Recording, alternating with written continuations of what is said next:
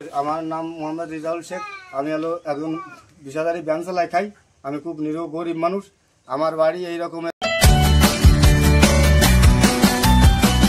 নড়াইলের মাদকদ্রব্য নিয়ন্ত্রণ অধিদপ্তরের একটি টিমের বিরুদ্ধে ঘুষ বাণিজ্য ও মহিলাকে কুপ্রস্তাবের অভিযোগ।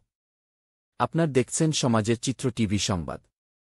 নড়াইল থেকে খন্দকার ছদরুজ্জামানের পাঠানো ভিডিও তথ্যচিত্রে দেখুন বিস্তারিত। নড়াইলের লোহাগড়া পৌরসভার কচুবাড়িয়া গ্রামের রেজাউল শেখের বাড়িতে মাদকদ্রব্য নিয়ন্ত্রণ অধিদপ্তরের এএসআই সালাম ও তার সঙ্গীয় ফোর্স সহ 17 মার্চ সোমবার আনুমানিক দুপুর 1টার দিকে কোনো প্রকার অনুমতি ছাড়াই রেজাউল শেখের বাড়ির 2টি রুম ও গোয়াল ঘর তল্লাশি করে বাড়ির আসবাবপত্র এলোমেলো করে ফেলার অভিযোগ উঠেছে। ঘরে থাকা টাকা থেকে 4,000 টাকা তারা হাতিয়ে নিয়েছে বলেও অভিযোগ করেছে রেজাউল শেখ ও তার স্ত্রীর। রেজাউল শেখ বলেন, আবগারি পার্টি আমার ছেলে আজাদ শেখকে অন্য একটি বাড়ি থেকে ধরে নিয়ে আমার বাড়িতে আসে। তখন আমার ছেলে আজাদ শেখের কাছে তারা কিছুই পায় নাই। তারপর তারা কোনো প্রকার অনুমতি ছাড়াই আমার 2টি রুম ও গোয়ালঘর তল্লাশি করে ঘরের আসবাবপত্র ফেলে ঘরে এলোএলো করে ফেলে।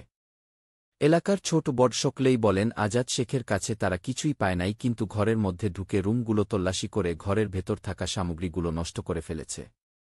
কিন্তু তারা কোনো প্রকার মাদকদ্রব্য পায় নাই। রেজাউল শেখ ও তার স্ত্রী আরও বলেন, গত কিছুদিন পূর্বে এই আবগারি পার্টি আমার বাড়িতে এসে ঘরের রুমগুলো তল্লাশি চালিয়ে শুধুমাত্র একটি মাটির কলকে পেয়েছিল, কিন্তু কোনো প্রকার মাদকদ্রব্য পায় নাই। তারপরও আমাকে তারা ধরে নিয়ে গিয়ে ভ্রাম্যমাণ করে 1 মাসের সাজা দিয়ে কারাগারে পাঠিয়ে দেয়। ওই দিন আমাকে ও আমার পরিবারকে ভয়ভীতি দেখিয়ে তারা 25,000 টাকা ও হাতিয়ে নেয়। আবার 17 মার্চ সোমবার দুপুর 1টার দিকে আবার ওই আবগারি পার্টির 8-9 জনের একটি দল আমাদের বাড়িতে এসে কোনো প্রকার অনুমতি ছাড়াই মাদকদ্রব্য খুঁজার নামে ঘর তল্লাশি করে ঘরের আসবাবপত্র ভাঙচুর সহ ঘরের মধ্যে থাকা ব্যবহারের সামগ্রীগুলো এলোমেলো করে ফেলে এবং ঘরের মধ্যে তারা কিছুই পায় নাই। আজাদ শেখের স্ত্রী আরিফা বেগম বলেন, আমি নাম জানি না, দেখলে চিনব, এই দলের একজন আমাকে কুপ্রস্তাব দিয়েছে।